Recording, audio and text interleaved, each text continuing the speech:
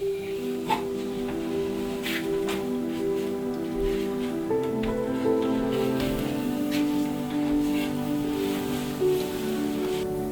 again and warmest welcome. It's been a little while. I've been on a sort of excursion, not anywhere exact or a physical location, but to myself. Finally, I'm reaching a state of mind where I can look back, take a deep breath, and be present, and even make a video, finally. There are periods in life where you might find yourself lost, detached from who or where you'd like to be. During those times, you may no longer find joy in the things you do because they're simply not representing your inner self, reflecting your values. When your occupation no longer feeds your soul for a prolonged time, it starts to take a toll on you, and life guides you to make a turn by making you very uncomfortable, sometimes through pain. I found myself miserable with the way I pushed everything I wanted to do below what I thought I should do. After a challenging year of devotion to studying, then graduating from high school exactly a year ago, I remember thinking, finally free. But it didn't stop there. I started working despite I knew I was again putting my interests down. But I also had a reason to work, since I had done something else too. Applied for university. I needed some money to be able to move out and become more independent. So I worked. I no longer had time for creativity or self-reflection, which are the very things that keep me excited and passionate. During well-deserved free time, I found myself the least creative I've ever been. My normal, creative self just wasn't there. All I could do was to count the hours until my next shift. There were no ideas, no writing, filming, only me, getting consumed in this conflict of what is worth my time. But by the end of June, my panic attacks took over me. I developed difficulties with sleeping, which is something I've never struggled with before. I had reached a point where I just had to make a turn. I'm quite an intuitive person, I'd say, and therefore I have a very hard time continuing something that doesn't seem important to me, more so if it goes against my principles. When I quit the job, from a practical sense, everything was fine. No longer external stress factors. I had quit the job. I had got this studying place in the university, which was really great news, and I also had an apartment chosen. But I was still left with these very upsetting symptoms of anxiety. Fortunately, I knew exactly what I was missing, and that was a sense of harmony, connection, and meaning. I had lacked this feeling of doing what is right. So the turn that I had to make was actually towards reminding myself, what do I consider important? What values are those that I would like to work for in this life? I knew that a peace of mind would come as a side result of following my heart and doing something that I would consider meaningful. And one of the core values of mine, or one of the easiest ways for me to follow my heart, is through nature.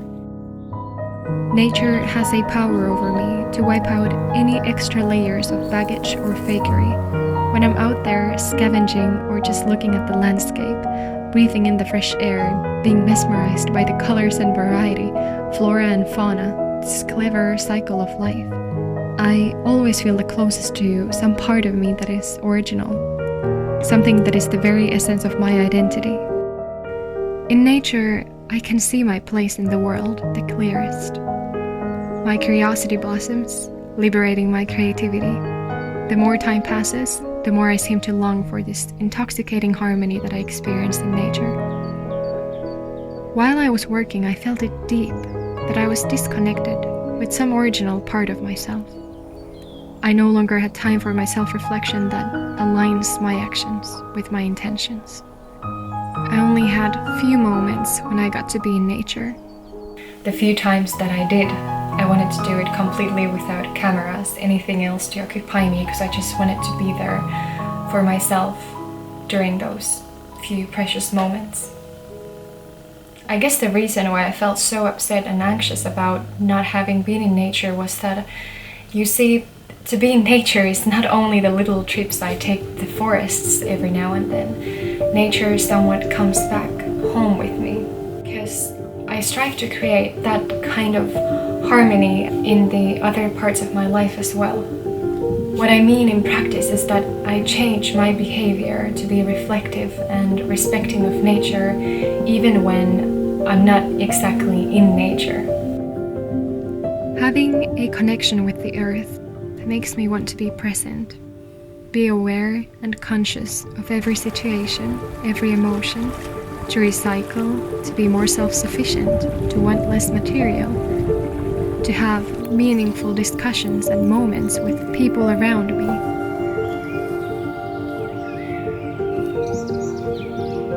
It results in the appreciation of my own body, this physiology, the brain and the senses, to experience the world with other people and other species, which then brings us closer. Nature has taken over and completely shifted my understanding of what actually matters. And for all these reasons, I owe it so much. That brings me to my next point of following your passion and doing something with it. In theory, someone could preach about nature's importance while not being able to withdraw from any of the modern privileges that happen on expense of nature, this very thing that you claim to love.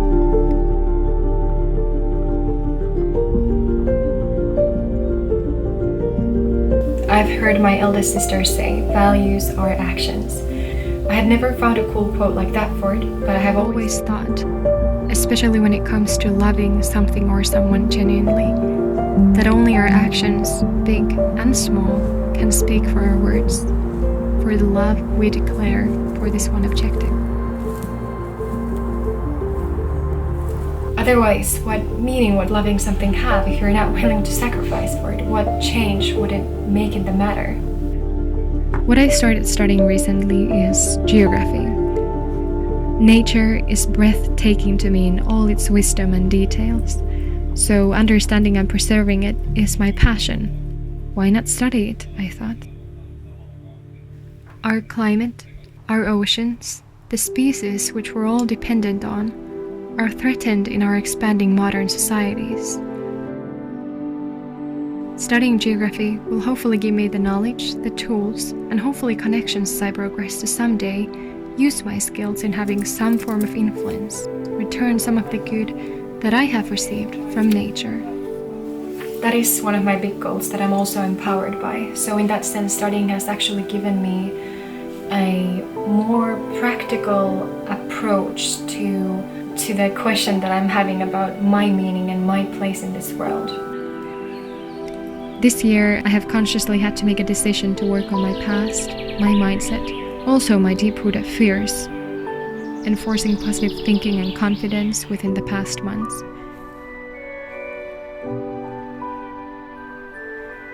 If there's anything I've learned, it's to find your passion, follow it, and do good with it.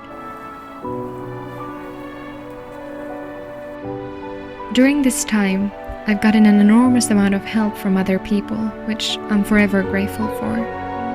The advice has been of relaxation, self-analysis, connecting with your past, your childhood, finding your curiosity, building identity, being passionate, and eventually growing in confidence, considering what you do meaningful.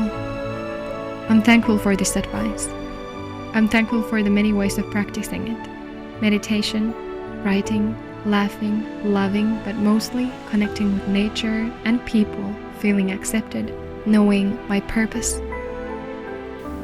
So not only did my restless mind deliver me a message and resulted in my personal growth, but it actually was also a kickstart for the decisions I've made lately, such as going to study.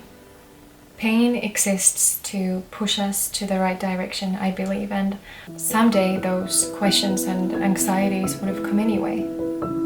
It has taken all this time from June till now that it's November for me to find myself again. I still seem to have a lot of work to do with a lot of things, but my anxiety is in much better control.